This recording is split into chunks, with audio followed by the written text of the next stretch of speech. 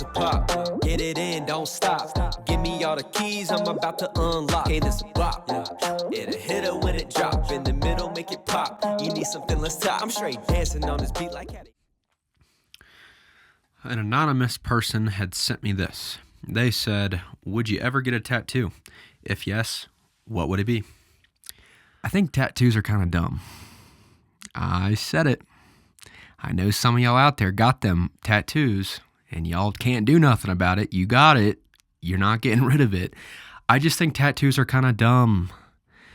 I think it's something that people get to make themselves look more attractive, or I think it's like virtue signaling, or I think people will get them if they're not very like artistic or creative in their day-to-day life. They'll get like they'll have someone else like bring some art into their life, you know? And I just think, are tattoos fine? Yeah, like I have really close people in my life that have tattoos. Like my sister has tattoos. My future brother-in-law has tattoos. Like tattoos are cool. But I just think there's other, you know, I just have a lot of meaning in my life as is. I don't feel the need to go meet a stranger and have them stick a needle in me and put ink inside my skin, you know, so I can feel like I'm leveling up, or, you know, more in tune with my spiritual side. Like I don't need that. I just don't need it. So I'm not getting any tattoos. Having fun? KF asked, funny moment, blooper while making an episode. I guess this is, what is a funny moment or blooper while making an episode? Pretty much the whole first 6 months of me doing a podcast was a blooper, I would say. Had no real format or idea what I was doing. And, you know, it was all pretty silly and pretty impromptu and pretty like off the cuff and not organized. You know, the first 6 months of this podcast, kind of. But I'll throw in a blooper right here. Alrighty. And we are back in the stew with the dimly... Nope.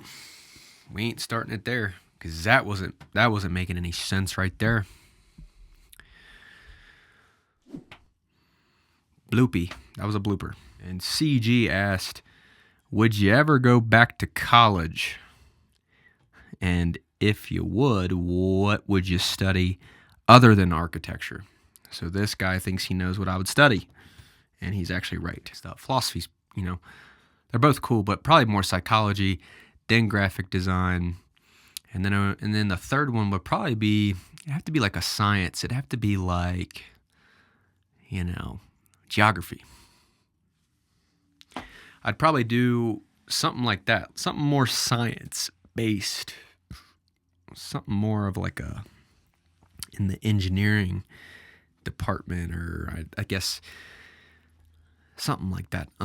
Psychology, I originally wanted to do psychology like very early on, like early high school. Like I want to study psychology. It's funny that the brain is interested in itself. The brain wants to learn more about how the brain works. But I would like psychology. I am interested in it. I do listen pretty well. I know that's kind of a big part of therapy, being a psychoanalysis, they call it, a psychotherapist. And then the graphic design, I mean, it just seems like a useful thing to, you know, get skilled at. I wonder how valuable the degree is. Because I feel like graphic design, you could maybe even learn it just on your own, kind of. Maybe not. I don't know a lot about it. But yeah, something artistic, something creative would have been cool. Would have been better than accounting. And the geography, you know, that would just be cool. I originally wanted to study fossils when I was like 5. A paleontologist. I wanted to be the guy that was out there like with the brush, just like, oh, it's a Stegosaurus femur. Something like that. So, I don't know. That's what I would do, I guess. Swinging through these questions. Okay. L LB ask, how does one process loss / bad news? How does one process loss or bad news?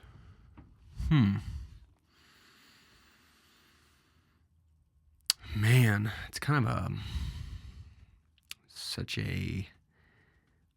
casting a wide net with this question. I don't really know how to I don't really know my way into the question. How does one process loss, bad news?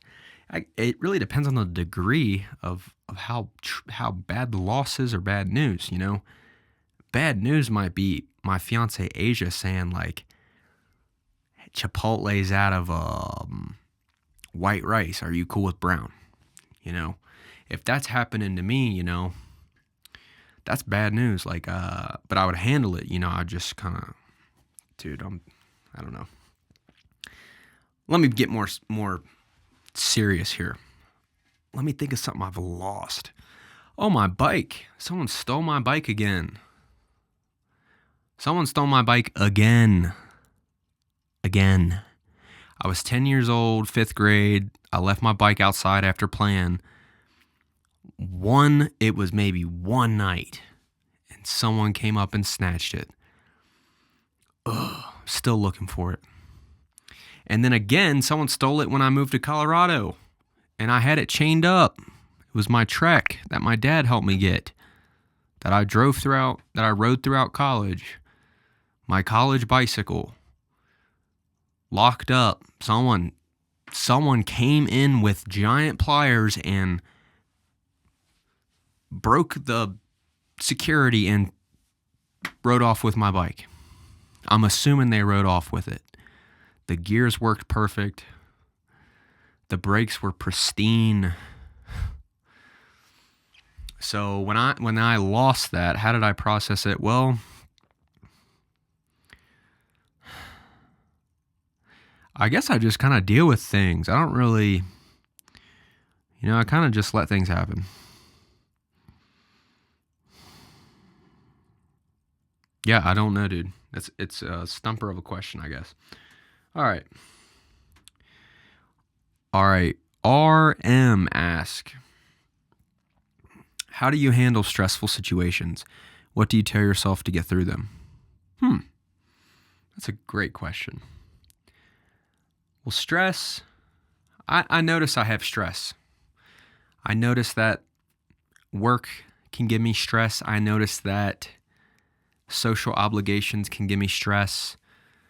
People wanting to call me on the phone, people wanting to hang out after, this point, people wanting to set up a time next week to do something. Too much social engagement from people can stress me out.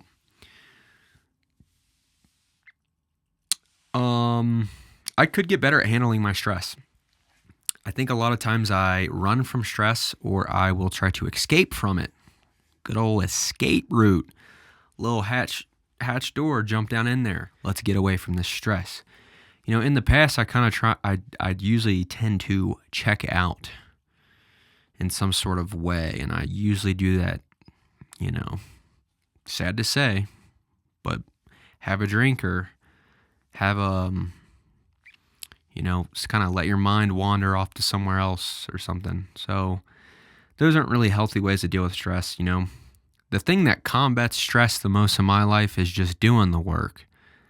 Man, if you just take care of business, if you just get it done early on in the day, you don't have to have the stress. If I'm stressed about work, let's just get ready, go out and work, get started earlier in the day, and be done earlier, and check it off. That's a de-stressor, just to say we did it. And what do I tell myself to get through stress? Oh, I just thought of this. What really makes me stressed is having to talk in front of people. And not like this, like there's no one here, but like having to get up and like give a little speech or, everyone's looking at me and I'm saying something. Like that stresses me out the most. That's more anxiety. But it's stress. It's honestly can all be dialed back to stress. And what I do in that moment is I just start thinking about the base of my spine, and I'll try and breathe into the base of my spine. Basically start taking belly breaths and make sure that I'm exhaling to calm my heart rate. So if you exhale more than you inhale, you're going to start calming your heart because you're physiologically sending signals that you're safe when you exhale long. So if I got to give a speech, you can bet that I'm going to be doing a physiological sigh, they call it. A deep inhale, and then a short, quick inhale, and then a prolonged exhale through pursed lips like this.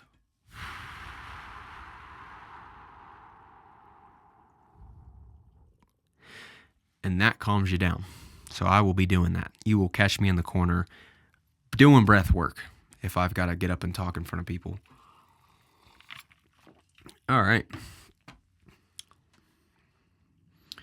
This question is from AV. He says, outdoor activity adventure you're looking forward to this spring/summer. Love it. Love that. Me and my good friend Zay, we're getting, you ready for it? Mountain bikes. Bum, bum, bum. Mountain bikes. Yeah, we're going to pick up mountain biking.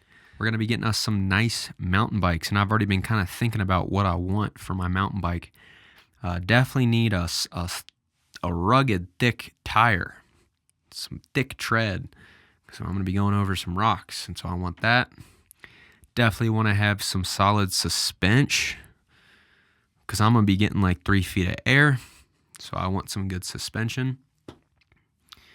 What else? It's got to have good shifting. Y'all ever ridden a bike where the gears don't work very good, and you'll be pedaling up a hill and the gear will like push forward and you pedal super weird? That's one of my biggest pet peeves, is a bike that doesn't have good gears. So it's got to shift super smooth. I can't be clunking down on a pedal when I'm trying to go uphill and my foot's bashing forward. Like I can't have that. So it's got to have some good gear, and brakes. I mean, we're going to be mountainside, son.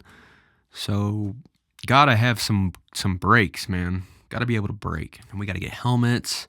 I wonder if they make like gloves that extend down over your wrist into like a wrist brace. Because I'm thinking about mountain biking. The most common injury with mountain biking, I'm sure, is like breaking a wrist, getting sent over the handlebars and bracing your fall and breaking a wrist. So I want to have like some wrist brace built into a glove so that I don't get blisters when we're out there, getting it. Sorry. We have one more question here. Thank you guys for sticking around. Thanks for these questions. And this question is from AW. He says, serious question.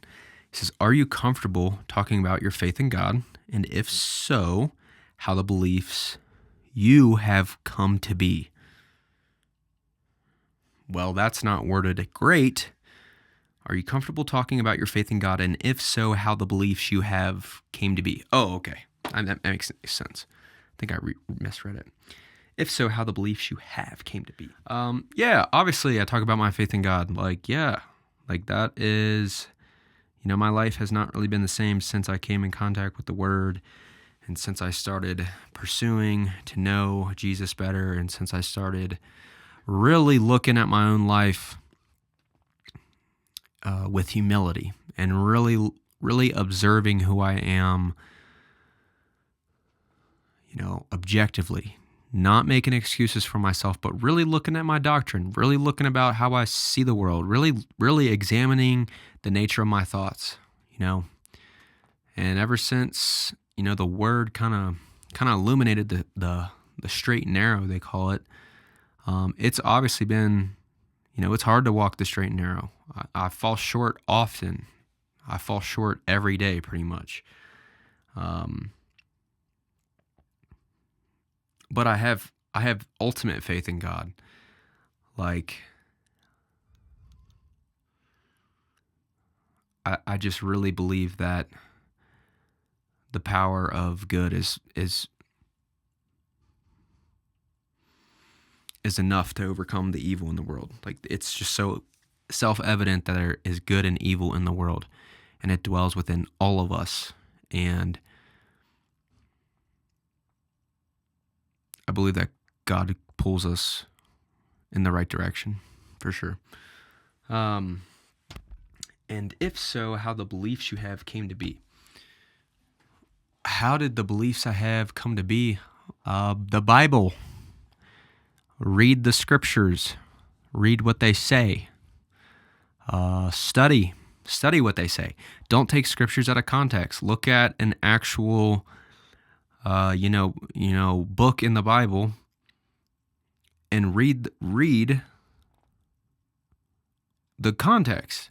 What's going on in this place? What were these people thinking? Who are the important characters in this story to understand? And one thing about this, reading the Bible sounds so archaic, I feel like, but we now have access to AI. ChatGPT is free, as far as I know. I haven't paid anything, and I use it all the time. You should be using AI to help you understand anything you read. You could put in ChatGPT, hey, summarize chapter 1 of XYZ book by XYZ author, and it will give you a nice clean summary. And it'll actually really help you recall and retain what you've consumed. So leverage AI to help you understand complex texts like the Bible. The Bible isn't the most straightforward book ever written, right? So leverage the resources that you have. Helps to seek out people. I was lucky enough to be around really knowledgeable people that had been studying the Bible for much, much longer than I had when I started looking at it. And so my beliefs came to be by wrestling with the Word, by wrestling with God's people, having disagreements with God's people. Oh man, I ultimately disagreed with God's people at one point. There was nothing I could do about it. But so yeah, wrestling with it, actually seeking. Most people want to pretend that they're spiritual, but they don't actually seek. They aren't actually going after it. So that makes a difference. Yeah, I think that's enough there on beliefs. That is today's podcast. Thank you guys for sticking around. Thank you guys for watching. Like and subscribe if you thought it was a good Q&A. If it sucked, obviously don't like and subscribe. Don't give me that validation. If it sucked, definitely don't like and subscribe then. But yeah, I'll catch you guys on the next key.